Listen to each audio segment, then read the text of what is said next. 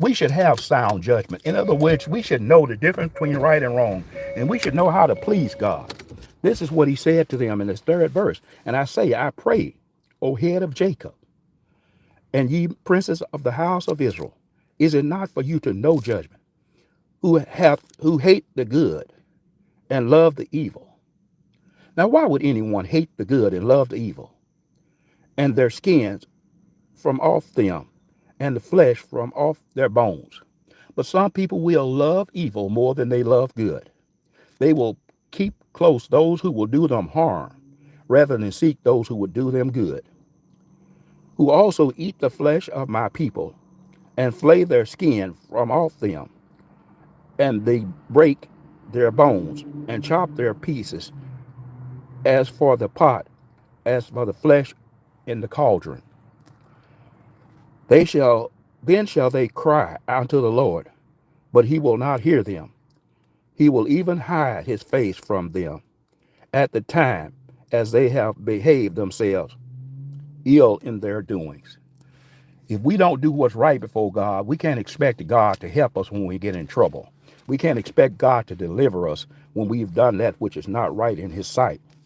We need to always acknowledge God in everything that we say and do. Make sure we're walking upright before him, doing the things that are perfect in his sight.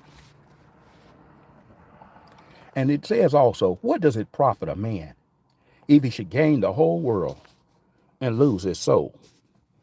There's no profit in that. The most important thing and most precious thing we have is our soul.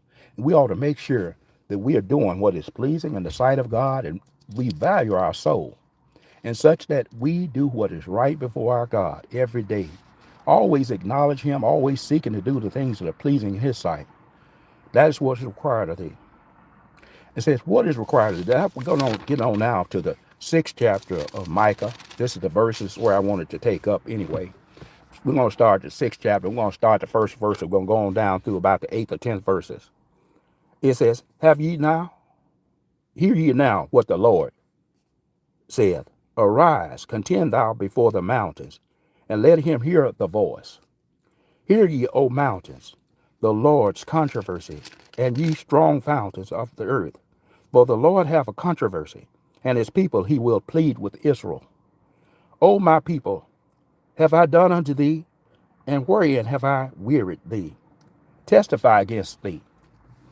For I brought thee out of the land of Egypt, and redeemed thee out of the house of servants. And I have sent before thee Moses, Aaron, and Miriam. O my people, remember now what Balak, king of Moab, consulted, and what Balaam, the son of Beor, answered him from Shittim and Gilgal, that they may know the righteousness of the Lord. Wherein shall I come before the Lord, and bow myself before the high God? Shall I come before him, burnt offerings and calves of a year old?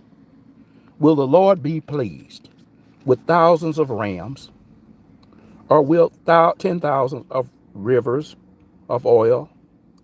Shall I give my firstborn for my transgression, the first of my body for the sins of my soul? Have he have showed thee, O man? Now this is what the Lord said. He have showed thee, O man, what is good.